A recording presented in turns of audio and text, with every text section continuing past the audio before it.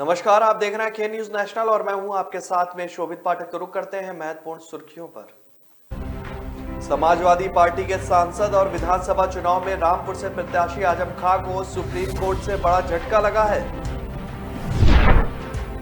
कर्नाटक के बाद अब मध्य प्रदेश के स्कूलों में भी हिजाब पर प्रतिबंध लगेगा। उत्तर प्रदेश में सत्तारूढ़ भारतीय जनता पार्टी ने लोक कल्याण संकल्प पत्र के नाम से चुनावी घोषणा पत्र जारी किया है। और प्रधानमंत्री नरेंद्र मोदी ने एक बार कांग्रेस पर बड़ा हमला किया। उन्होंने कल लोकसभा में कांग्रेस पर तीखे बाढ़ छोड़े थे और आज राज्यसभा में कांग्रेस में बरस पड़े वो। यूपी में विधानसभा चुनाव होने जा रहे हैं। इस बीच संसद का बजट सत्र भी चल रहा है, जिससे राजनीति जो है वो गर्म हो गई है। समाजवादी पार्टी के सांसद और विधानसभा चुनाव में रामपुर से प्रत्याशी आजम खां को सुप्रीम कोर्ट से बड़ा झटका लगा है। सीतापुर जेल में बंद सपा सांसद ने सुप्रीम कोर्ट में याचिका दाखिल कर अंतरिम जमानत मांगी थी ताकि वह विधानसभा चुनाव में भाग ले सके। लेकिन शीर्ष अदालत ने मंगलवार को आजम खां की जमानत अर्जी पर सुनवाई की और उन्हें हाई कोर्ट जाने का निर्देश दिया। साथ ही हाई कोर्ट को आजम खां मामले की जल्द सुनवाई करने का भी निर्देश दिया है। सुप्रीम कोर्ट के निर्देश के बाद आजम खां ने अपनी याचिका वापस ले ली है और सपा सांसद की ओर से सीनियर एडवोकेट कपिल सिब्बल पेश हुए थे। मंगलवार को जेल में सपा सांसद आजम खां की ओर से कपिल सिब्बल सुप्रीम कोर्ट में उपस्थित हुए। उन्होंने बताया कि उनके मुवक्किल पर 47 केस दर्ज हैं। उन्होंने आजम खां के हवाले से सुप्रीम कोर्ट को बताया कि उन्हें उत्तर प्रदेश विधानसभा चुनाव में हिस्सा लेना है, लिहाजा उनकी अंतरिम जमानत की याचिका को स्वीकार किया जाए। अपनी याचिका में आजम खां ने आरोप लगाया कि उत्तर प्रदेश सरकार जानबूझकर उनके मामले को लटका रही है ताकि वह चुनाव प्रचार में भाग ना ले सके। इस पर शीर्ष अदालत ने पूछा कि आप हाई कोर्ट क्यों नहीं गए। इस पर आजम खां के अधिवक्ता कपिल सिब्बल ने कहा कि हाई कोर्ट में हमें मौका नहीं दिया जा रहा है, मेरे खिलाफ राजनीति हो रही है। इस पर सुप्रीम कोर्ट ने कहा कि यहाँ राजनीति की बातें ना करें। इस पर कपिल सिब्बल ने कहा कि आजम खां की जमानत याचिका पिछले 2 महीने से जो है उस पर फैसला सुरक्षित है। इस मामले में अभी तक कुछ भी नहीं हुआ। इस पर सुप्रीम कोर्ट ने हाई कोर्ट को आजम खां के मामले की जल्द सुनवाई करने का भी निर्देश दिया है। कर्नाटक के बाद अब मध्य प्रदेश के स्कूलों पर भी हिजाब पर प्रतिबंध लगेगा। शिक्षा मंत्री इंदर सिंह परमार ने इस संबंध में बड़ा बयान देते हुए कहा कि स्कूलों में केवल ड्रेस कोड लागू होगा, हिजाब स्कूल ड्रेस का हिस्सा नहीं है। मंत्री परमार ने कहा कि हम अनुशासन को प्राथमिकता देंगे। स्कूल में सभी विद्यार्थियों का एक ड्रेस कोड होगा। स्कूल शिक्षा विभाग इसके लिए गाइडलाइन जारी करेगा। अगले शिक्षा सत्र से ड्रेस कोड की सूचना प्रेषित करेंगे ताकि सभी विद्यार्थियों में समानता का भाव रहे। कर्नाटक में हिजाब पर सियासत जारी है। नए ड्रेस कोड पर शिक्षा मंत्री इंदर सिंह परमार ने कहा है कि हम स्कूलों में समानता और अनुशासन का पालन करवाने के लिए नए ड्रेस कोड पर विचार कर रहे हैं। समाज में समानता जरूरी है, इसके लिए स्कूलों की अलग पहचान बनेगी और उसके लिए हम सभी विद्यार्थियों के लिए ड्रेस कोड तय करने जा रहे हैं। इस पर काम चल रहा है। आगे आने वाले कुछ दिनों में स्थिति साफ हो जाएगी। क्या हिजाब पर बैन लगेगा? इस सवाल के जवाब में शिक्षा मंत्री परमार ने कहा जो ड्रेस कोड तय होगा उससे अलग ड्रेस पहनने की अनुमति नहीं दी जाएगी। जो विद्यार्थी के लिए अनुमत होगा वही पहनने की अनुमति होगी। या पूछे जाने पर कि क्या हिजाब पहनकर स्कूल आना गलत है, तो इस पर उन्होंने कहा कि मेरा मतलब हिजाब से नहीं है बल्कि किसी ही प्रकार की ड्रेस से है जो स्कूल के लिए तय नहीं है। यूपी में सत्तारूढ़ भारतीय जनता पार्टी ने लोक कल्याण संकल्प पत्र के नाम से चुनावी घोषणा पत्र जारी किया है। संकल्प पत्र के कवर पेज पर प्रधानमंत्री नरेंद्र मोदी और मुख्यमंत्री योगी आदित्यनाथ की तस्वीरें भी हैं। बीजेपी के संकल्प पत्र में अगले 5 वर्षों में प्रत्येक परिवार के कम से कम एक सदस्य को रोजगार या स्वरोजगार देने का वादा भी किया गया है। इसमें 5 वर्षों में 3 करोड़ युवाओं को रोजगार अथवा स्वरोजगार देने का दावा भी किया गया है। साथ ही कॉलेज जाने वाली मेधावी छात्रों को मुफ्त में स्कूटी देने का भी वादा किया गया है। किसानों की आय दोगुनी करने के उद्देश्य से कई तरह के कदम उठाने की भी बात कही गई है। भाजपा की ओर से जारी लोक कल्याण संकल्प पत्र में उज्ज्वला योजना के तहत होली और दीपावली के मौके पर 2 सिलेंडर मुफ्त देने का भी वादा जो है वो जनता से किया गया है। भाजपा की ओर से संकल्प पत्र के नाम से जारी चुनावी घोषणा पत्र में 5 वर्षों में सभी किसानों को सिंचाई के लिए मुफ्त बिजली उपलब्ध कराने का वादा भी किया गया है। इसके अलावा 5,000 करोड़ रुपए की लागत से मुख्यमंत्री कृषि सिंचाई योजना शुरू करने की बात भी कही गई है। इस योजना के तहत छोटे एवं सीमांत किसानों को बोरवेल, ट्यूबवेल, तालाब, टैंक आदि के निर्माण में अनुदान दिया जाएगा। इसके साथ ही 25,000 करोड़ रुपए की लागत से सरदार वल्लभ भाई पटेल एग्री इंफ्रास्ट्रक्चर मिशन योजना शुरू करने की भी घोषणा की गई है। इसके तहत प्रदेश भर में छटाई और grading unit, cold chain chambers, गोदाम, प्रोसेसिंग यूनिट आदि का निर्माण भी किया जाएगा। प्रधानमंत्री नरेंद्र मोदी ने एक बार फिर कांग्रेस पर बड़ा हमला किया है। उन्होंने कल लोकसभा में कांग्रेस पर तीखे बाढ़ छोड़े थे और आज राज्यसभा में कांग्रेस में वो बरस पड़े। उन्होंने कहा कि कांग्रेस को चैलेंज करते हुए कहा कि कांग्रेस की नजर में भारत राष्ट्र नहीं है तो कांग्रेस ने अपना नाम इंडियन नेशनल कांग्रेस क्यों रखा। अगर कांग्रेस के लिए भारत राष्ट्र नहीं है तो सबसे पहले उसे अपना नाम बदलना चाहिए। प्रधानमंत्री नरेंद्र मोदी को सदन के बजट सत्र के दौरान राष्ट्रपति के अभिभाषण पर धन्यवाद प्रस्ताव पर हुई चर्चा का जवाब दे रहे थे। उन्होंने कांग्रेस पर निशाना साधते हुए कहा कि अगर कांग्रेस ना होती तो इमरजेंसी का कलंक ना होता, जातिवाद और क्षेत्रवाद की खाई इतनी गहरी ना होती, अगर कांग्रेस ना होती तो सिखों का नरसंहार ना होता, अगर कांग्रेस ना होती तो कश्मीर के पंडितों को राज्य ना छोड़कर जाना पड़ता। प्रधानमंत्री नरेंद्र मोदी ने राज्यसभा में कहा कि महात्मा गांधी की इच्छा अनुसार कांग्रेस को खत्म हो जाना चाहिए था, लेकिन ऐसा नहीं हुआ। अगर कांग्रेस ना होती तो लोकतंत्र परिवारवाद से मुक्त होता, अगर कांग्रेस ना होती तो भारत विदेशी चस्पे की बजाय स्वदेशी संकल्पों के रास्ते पर चलता, अगर कांग्रेस ना होती तो देश में इमरजेंसी का कलंक नहीं होता, दशकों तक करप्शन को संस्थागत ना बनाकर रखा गया होता, जातिवाद और क्षेत्रवाद की इतनी गहरी खाई ना होती। और इन्होंने कांग्रेस पर जो है राज्यसभा में तीखे हमले बोले हैं। उन्होंने कहा कि कश्मीर के पंडितों को कश्मीर छोड़ने की इस सरकार में नौबत तक आ गई। बेटियों को तंदूर में जलाने की घटनाएं ना होती तो देश के सामान्य आदमी को मूल सुविधाओं के लिए इतने साल इंतजार ना करना पड़ता। यूपी में विधानसभा चुनाव होने जा रहे हैं। इस बीच संसद का बजट सत्र भी चल रहा है। प्रधानमंत्री नरेंद्र मोदी ने सोमवार को संसद में कहा था कि दिल्ली में जो सरकार है उसने टीवी पर माइक बांधकर झुग्गी झोपड़ी में रहने वाले लोगों से कहा कि कोरोना का संकट बड़ा है, भागो गांव की तरफ। दिल्ली से जाने के लिए बसें भी थी, आधे रास्ते छोड़ दिया गया, श्रमिकों के लिए मुसीबतें पैदा की गई। प्रधानमंत्री ने आगे कहा कि ये उसी का नतीजा है। यूपी, पंजाब और उत्तराखंड में कोरोना की इतनी गति नहीं थी। इस पाप के कारण कोरोना ने वहां भी अपना कहर मचाया। उन्होंने एक वीडियो क्लिप शेयर करते हुए केजरीवाल ने लिखा है कि प्रधानमंत्री जी का ये बयान सरासर झूठ है। देश उम्मीद करता है कि जिन लोगों ने कोरोना काल की पीड़ा को सहा है, जिन लोगों ने अपने को खोया है, प्रधानमंत्री जी उनके प्रति संवेदनशील होंगे। लोगों की पीड़ा पर राजनीति करना प्रधानमंत्री जी को शोभा नहीं देता है। तो ब्रेक पर जाने से पहले रुक करते हैं महत्वपूर्ण सुर्खियों पर। समाजवादी पार्टी के सांसद और विधानसभा चुनाव में रामपुर से प्रत्याशी आजम खां को सुप्रीम कोर्ट से बड़ा झटका लगा है। कर्नाटक के बाद अब मध्य प्रदेश के स्कूलों में भी हिजाब पर प्रतिबंध लगेगा। उत्तर प्रदेश में सत्तारूढ़ भारतीय जनता पार्टी ने लोक कल्याण संकल्प पत्र के नाम से चुनावी घोषणा पत्र जारी किया है। और प्रधानमंत्री नरेंद्र मोदी ने एक बार कांग्रेस पर बड़ा हमला किया। उन्होंने कल लोकसभा में कांग्रेस पर तीखे बाढ़ छोड़े थे और आज राज्यसभा में कांग्रेस में बरस पड़े वो। यूपी में विधानसभा चुनाव होने जा रहे हैं। इस बीच संसद का बजट सत्र भी चल रहा है, जिससे राजनीति जो है वो गर्म हो गई है। हथेली पे रख ले है नई नवेली, तू लाखों संभाले, चला चल चला चल, तू मीठे पलों को बांटे चला चल, उम्र को तू पल पल बुलाता चला चल।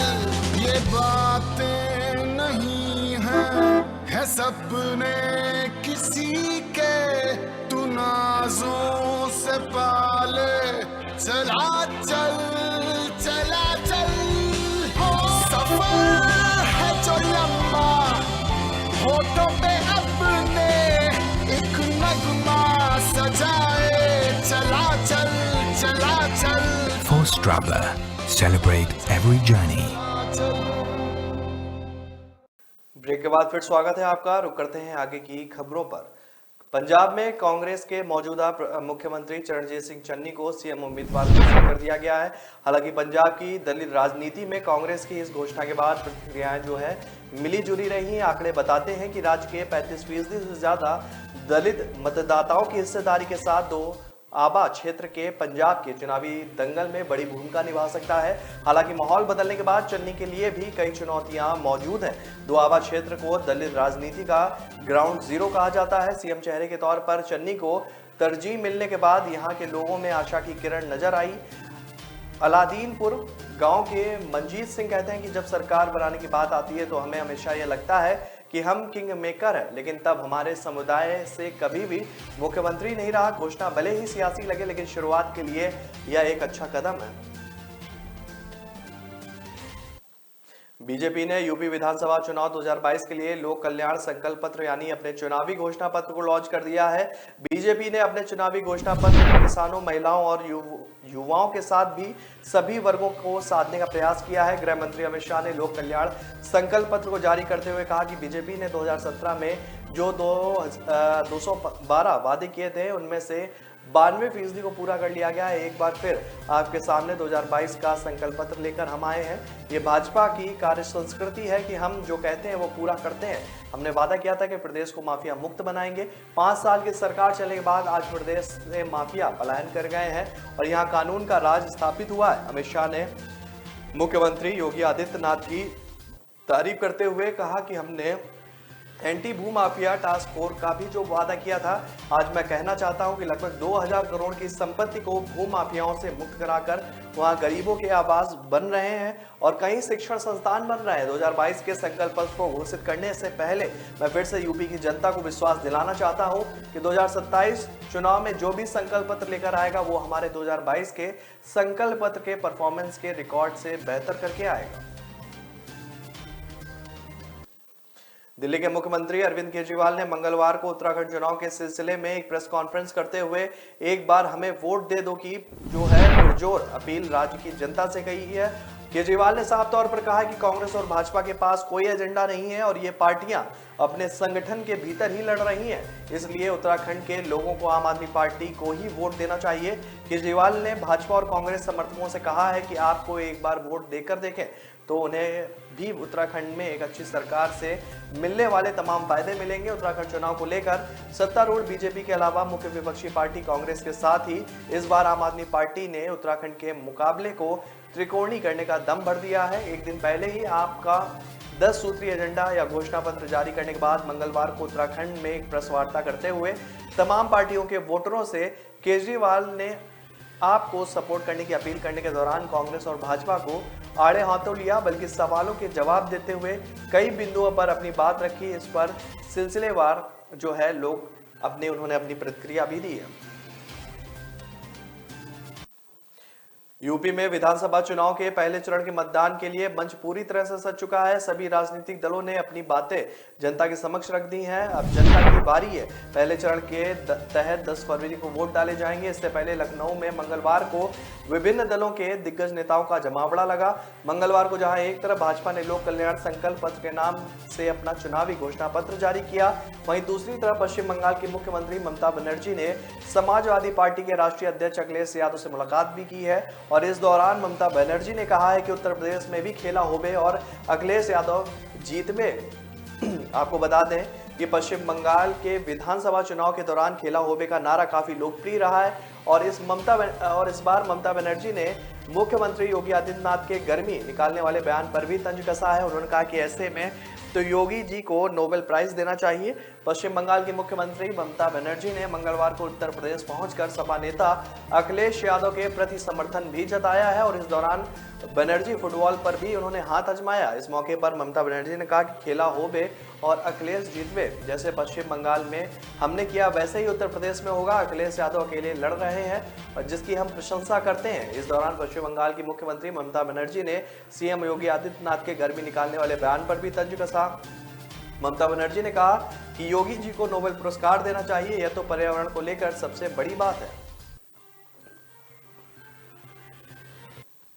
असदुद्दीन ओवैसी पर पिछले हफ्ते हुए एक हमले में एक और नया सीसीटीवी वीडियो सामने आया है। इस वीडियो में ओवैसी की गाड़ी पर हमलावर ताबड़तोड़ गोलियां जो हैं वो चलाते हुए दिख रहे हैं। इस नए वीडियो में असदुद्दीन ओवैसी की सफेद कार के आगे दो गाड़ियां दिख रही हैं। ओवैसी की कार तीसरे नंबर पर जो है वो बताई गई है, जिसकी रफ्तार धीमी होते ही हमलावर गोली चलानी जो है शुरू कर देते हैं। हमले के बाद ओवैसी की कार तेजी से आगे बढ़ती है और फिर यू टर्न लेकर वापस चली जाती है। इसी बीच पीछे से ओवैसी समर्थकों की गाड़ी आकर सचिन को गिरा देती है।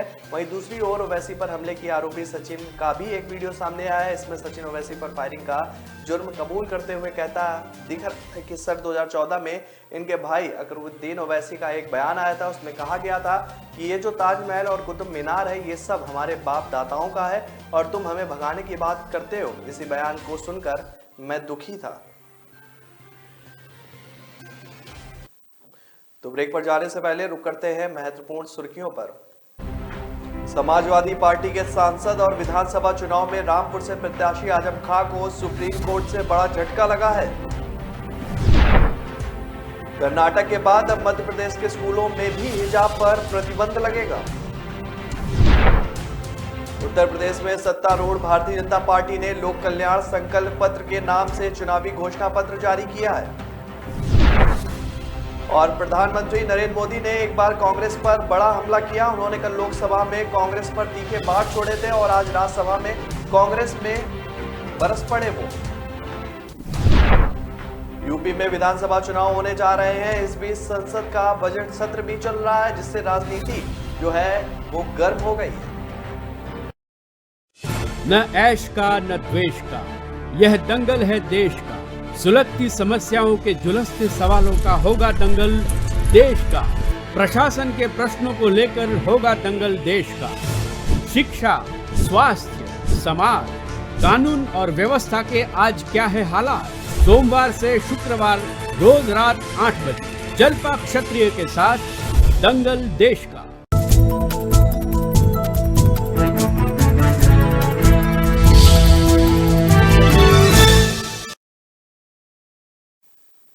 ब्रेक के बाद फिर स्वागत है आपका। रुक करते हैं आगे की महत्वपूर्ण खबरों पर। उत्तर प्रदेश विधानसभा चुनाव के लिए समाजवादी पार्टी ने 10 उम्मीदवारों की नई लिस्ट जारी की है। पार्टी ने रुधौली से राजेंद्र चौधरी को टिकट दिया है, जबकि बस्ती सदर से महेंद्र यादव को, महराजगंज के फरिंदा से परशुराम निषाद को टिकट मिली है। मंगलवार को जारी उम्मीदवारों की नई लिस्ट के मुताबिक कुशीनगर से राजेश प्रताप राव, देवरिया से पिंटू सैतवार, बरहज से विजय रावत, मधुबन से सुधाकर सिंह, बैरिया से जयप्रकाश अंचल और सैयद राजा सीट से मनोज सिंह डब्लू को टिकट दिया गया है। आपको बता दें कि यूपी विधानसभा चुनाव के लिए 10 फरवरी को पहले चरण की वोटिंग होगी और इसके लिए मंगलवार शाम से चुनाव प्रचार थम जाएगा। इसके बाद 14 फरवरी को दूसरे चरण का मतदान होगा। वहीं तीसरे चरण का मतदान जो है वो 20 फरवरी और चौथे चरण का मतदान 23 फरवरी, पांचवें चरण का मतदान जो है वो 27 फरवरी और छठे चरण का मतदान 3 मार्च, सातवें चरण का मतदान 7 मार्च और 10 मार्च को वोटों की गिनती की जाएगी।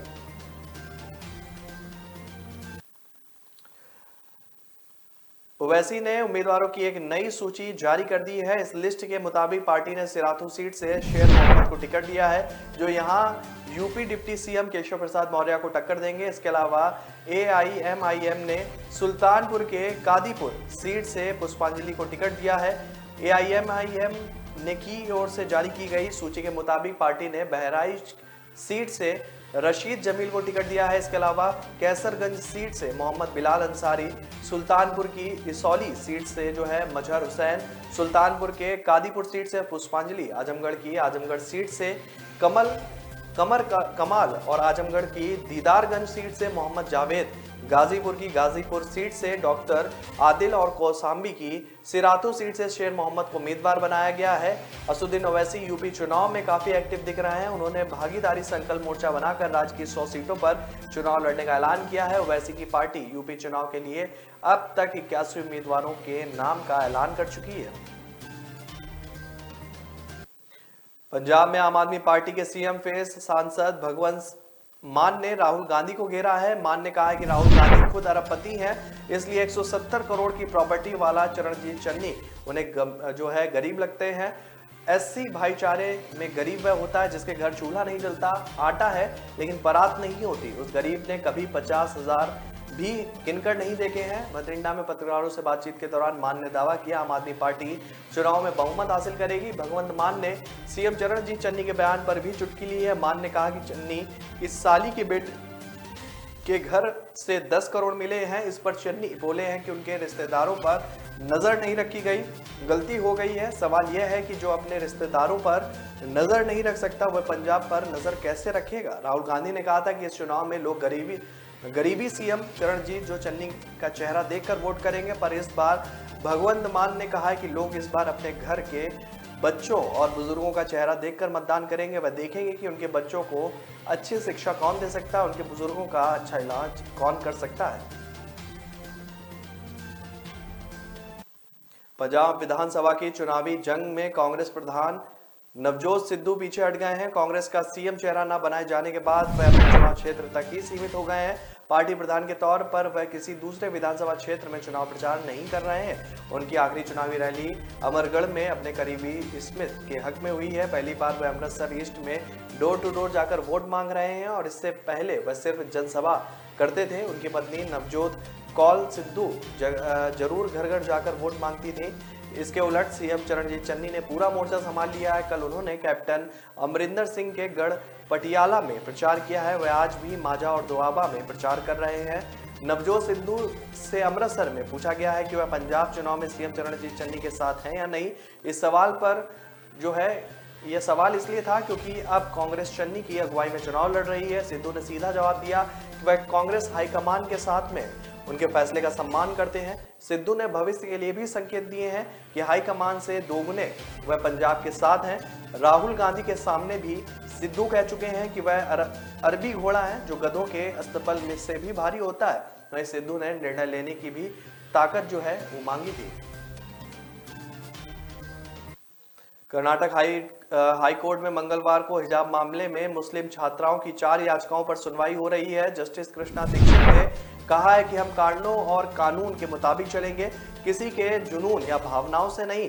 जो संविधान कहेगा हम वही करेंगे। संविधान ही हमारे लिए भगवत गीता है। इस मामले की लिस्टिंग पर उन्होंने कहा कि एक मामले में जो भी फैसला होगा वह सभी याचिकाओं पर लागू होगा। हाई कोर्ट में सुनवाई फिलहाल रोक दी गई है जो दोपहर 3 बजे के बाद से फिर से शुरू हुई। कर्नाटक हाईकोर्ट की बेंच ने मामले की सुनवाई की शुरुआत में पहले ही पॉइंट की पुष्टि के लिए पवित्र कुरान की एक प्रति मांगी। जस्टिस दीक्षित ने पूछा कि यह कुरान की प्रमाणित प्रति है और इस पर तो कोई विवाद नहीं है। कुरान की कॉपी बेंगलोर के शांति प्रकाश पब्लिकर्स ने प्रकाशित की है। एडवोकेट जनरल ने कहा है कि कुरान के कई अनुवाद हैं। इससे पहले कर्नाटक में पीईएस कॉलेज में उस वक्त सांप्रदायिक रंग घुलता नजर आया जब एक मुस्लिम लड़की कॉलेज पहुंची तो भगवा गमछा पहने हुए कुछ स्टूडेंट उसे घेर कर जय श्री राम के नारे लगाने लगे और इसका विरोध करते हुए उस लड़की ने भी अल्लाहू अकबर के नारे लगाए। उधर उडुपी में मंगलवार सुबह छात्राओं ने जो है हिजाब पहनकर कॉलेज में प्रदर्शन शुरू किया। इसके जवाब में भगवा गमछा पहने छात्र उसके सामने आ गए और दोनों तरफ से जबरदस्त नारेबाजी हुई। इसके बाद कॉलेज के प्रोफेसर ने मामला किसी तरीके से संभाला है। तो फिलहाल इस बुलेटिन में मेरे साथ इतना ही। आगे की खबरों के लिए बने रहिए के न्यूज नेशनल के साथ। नमस्कार। समाजवादी पार्टी के सांसद और विधानसभा चुनाव में रामपुर से प्रत्याशी आजम खां को सुप्रीम कोर्ट से बड़ा झटका लगा है। कर्नाटक के बाद अब मध्य प्रदेश के स्कूलों में भी हिजाब पर प्रतिबंध लगेगा। उत्तर प्रदेश में सत्तारूढ़ भारतीय जनता पार्टी ने लोक कल्याण संकल्प पत्र के नाम से चुनावी घोषणा पत्र जारी किया है और प्रधानमंत्री नरेंद्र मोदी ने एक बार कांग्रेस पर बड़ा हमला किया। उन्होंने कल लोकसभा में कांग्रेस पर तीखे बाढ़ छोड़े थे और आज राज्यसभा में कांग्रेस में बरस पड़े वो। यूपी में विधानसभा चुनाव होने जा रहे हैं। इस बीच संसद का बजट सत्र भी चल रहा है जिससे राजनीति जो है वो गर्म हो गई है।